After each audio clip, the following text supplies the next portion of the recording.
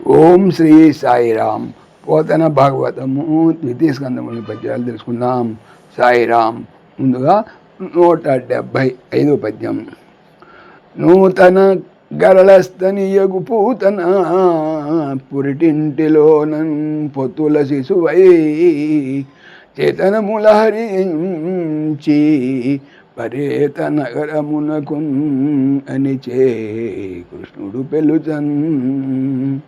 నూతన కొత్తగా పూసిపోయిన వెంత అనగా దీన్నే అంతా కూడా చెప్పవచ్చు.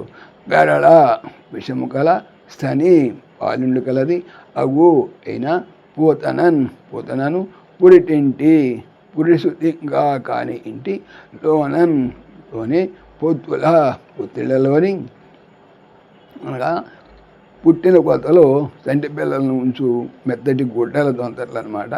అలాగే పిల్లలు ఆట బొమ్మలుగా వాడే గుడ్డలు కూడా అంటాం మనం దీన్ని.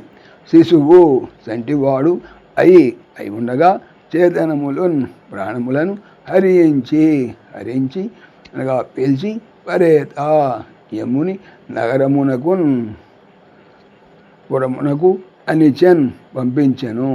కృష్ణుడు వెలుచన్ ఆగ్రహముతో. భావము: శ్రీకృష్ణుడు పురిటింటిలో చంటి బిడ్డగా పొత్తిళ్లలో ఉన్న సమయం అది. పాలులలో ప్రత్యేక విషం కలిగిన పోతన అనేటువంటి రాక్షసి పాలివ్వటానికి వచ్చింది. ఆ శైశవ కృష్ణుడు ఆమె ప్రాణాలను తాగేసి యమలోకానికి పంపేశాడు. 176 పద్యం. వికటముగా నిజ పదాహతిన్ ప్రకటముగా 3 నెలల బాలకుడై ఆశగట నిశాటుని అంతక నికటస్థుని చేసే భక్త నికరావణుడై. వికృతముగా అనగా ప్రకృతి విరుద్ధముగా, నిజ అన పద గాలి, హతిన్ దెబ్బతో, ప్రకటముగా గట్టిగా, 3 నెలల బాలకుడు పిల్లవాడు అయి ఉండగా శకటుడను నిశాటుని రాక్షసుని అంతకని కటస్థుని యముని సమీపంలో పోనట్లుగా చేసెను భక్తుల నికర సమూహమునకు అవనుడు కాపాడువాడు అయి. భావము: భక్తలోక రక్షకుడైన శ్రీకృష్ణుడు 3 నెలల పిల్లవాడుగా ఉన్నాడు. శకట రూపంలో ఒక రాక్షసుడు అతన్ని పరిమార్చడానికి వచ్చాడు.